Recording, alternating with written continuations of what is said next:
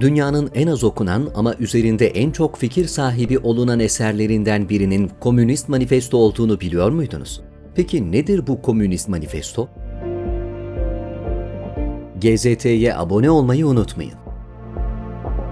Karl Marx ve Friedrich Engels tarafından yazılan eser 21 Şubat 1848'de "Dünyanın bütün işçileri birleşin" sloganıyla yayınlandı.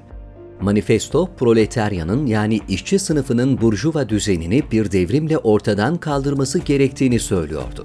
7 Kasım 1917'de Lenin önderliğindeki Bolşevikler, Rusya'da Ekim devrimiyle iktidarı ele geçirerek ilk komünist hükümeti kurdular. Bu dönemde rejim karşıtlarına yönelik toplu tutuklama ve yargısız infazları içeren Kızıl Terör sonucunda birçok katliam yaşandı. Rus devriminin etkisi tüm dünyaya yayılmaya başladı. 1 Temmuz 1921'de Bolşeviklerden esinlenerek Çin Komünist Partisi kuruldu. 21 Ocak 1924'te 54 yaşındaki Lenin felç geçirerek hayatını kaybetti ve genel sekreterliğini yapan Joseph Stalin, Sovyetler Birliği'nin yönetimini devraldı. Bu tarihten itibaren komünizm diğer ülkelerde zorla yaygınlaştırıldı. 1940 ve 1979 arasında Estonya, Letonya, Litvanya, Yugoslavya, Polonya, Kuzey Kore, Arnavutluk, Bulgaristan, Romanya, Çekoslovakya, Gine, Küba, Yemen, Kenya ve daha pek çok yerde komünist yönetimler kuruldu. Tüm üretim araçlarının ortak mülkiyetine dayanan ve sosyal sınıfların olmadığı bir toplumu öngören sosyoekonomik düzene komünizm adı veriliyor. Leninizm, Stalinizm ve benzerleri gibi çok farklı yorumları olsa da en çok kabul göreni Komünist Manifestoyu yazan iki Alman filozof Marx ve Engels'ın fikirlerine dayanan Marksizm. Modern komünizm modellerinin çoğu 19. yüzyılda Karl Marx'ın tasarladığı bir teori ve yöntem olan Marksizme dayanıyor. Bu öğreti kapitalizme yönelik eleştirinin bir silah kadar şiddetli olması gerektiğini savunuyor. En temelde proletarya olarak adlandırdığı işçi sınıfının içinde bulunduğu sömürü düzene baş kaldırarak devrim gerçekleştireceğini, bunun sonucunda da yepyeni ve sınıf ayrımının olmadığı bir toplum oluşturacağını iddia ediyor. Bu devrimle birlikte sınıfsız, özel mülkiyetin ve paranın olmadığı, tüm üretim ve dağıtım süreçlerinin devletin kontrolünde olduğu bir toplum düzeninin doğacağını söylüyor. Teoride bunlar kulağa hoş geliyor olabilir ama pratikte pek de öyle değil. Sovyetler Birliği, Küba ve Vietnam gibi kendini komünist ve sosyalist olarak nitelendiren devletler, ne bugün ne de geçmişte bunu başarabilmişler dersek çok da yanlış bir bilgi vermiş olmayız.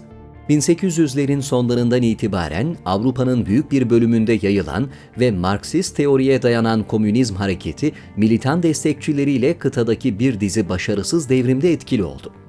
Geçmişe baktığımızda komünist ideolojiyle yönetilen ülkelerde ekonomik kalkınmayı sağlama, rejime düşman olarak adlandırılanları ortadan kaldırma gibi sebeplerle savaş ve çatışmalar sırasında binlerce insanın katledildiğini görebiliriz.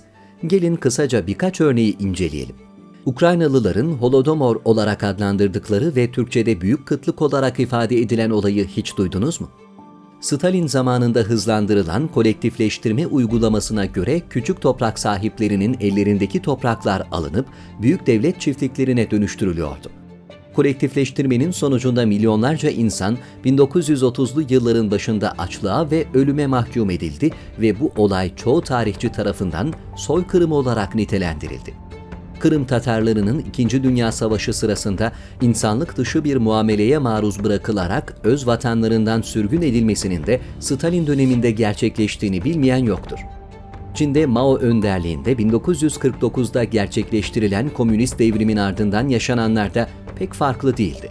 1950'lerde büyük ileri atılım dönemi olarak adlandırılan süreçte ekonomik kalkınma bahanesiyle rejim karşıtları başta olmak üzere milyonlarca insan katledildi.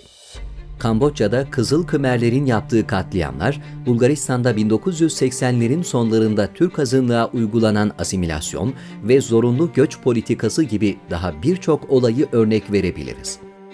Bu işin uygulamasındaki sorunların komünist ideolojinin özünden ziyade kendini bu ideolojiye mensup sayan yöneticilerin suçu olduğunu düşünebilirsiniz. Bir ölçüye kadar bu doğru olsa da sorun yalnızca idare biçiminde değil gibi duruyor.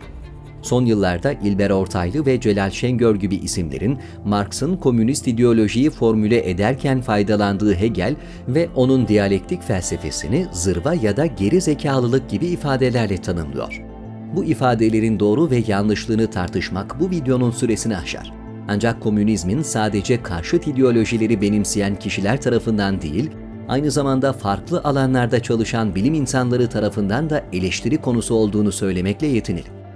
Bu kadar eleştirmek yeter, bu adamlar hiç mi iyi bir şey yapmamış diyebilirsiniz. Tabii ki kendini Marksist olarak tanımlayan ve çok değerli çalışmalarıyla bilinen entelektüeller de yok değil. Jean-Paul Sartre ismini çoğunuz duymuşsunuzdur. Kendisi varoluşçu felsefenin en önemli savunucularındandı ve bu felsefeyi Marksist düşünce sistemiyle yoğurarak kendine özgü bir akımın en bilinen temsilcisi oldu. Varoluşçuluk deyince aklımıza başka kim geliyor? Mesela Albert Camus olabilir mi? Kendisi absürdizm olarak adlandırılan, insanın evrende bir anlam arayışı içinde olmasının boş olduğunu iddia eden görüşün de en önde gelen isimlerinden. İtalyan komünistlerinin en meşhurlarından Antonio Gramsci'den bahsetmezsek olmaz. Gramsci, klasik Marksist anlayışın her türlü sosyal değişimi ekonomik bir açıklamaya bağlama takıntısına eleştirel bir bakış açısı getirdi. Kapitalist sınıfların kültürel araçları kullanarak nasıl tahakkümlerini devam ettirmeye çalıştıklarını küresel hegemonya teorisiyle anlatmaya çalıştı. Gördüğünüz gibi mevzu hem çok karışık hem de çok katmanlı. Komünizm, bir asır boyunca milyonlarca insanın katlinde araç olarak kullanılırken, farklı akımlar ve entelektüellerin de ortaya çıkmasına sebep oldu. Siz Komünist Manifesto ve etkileri hakkında ne düşünüyorsunuz?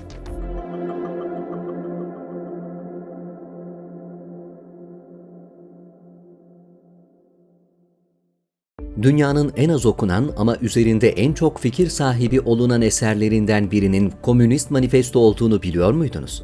Peki nedir bu Komünist Manifesto?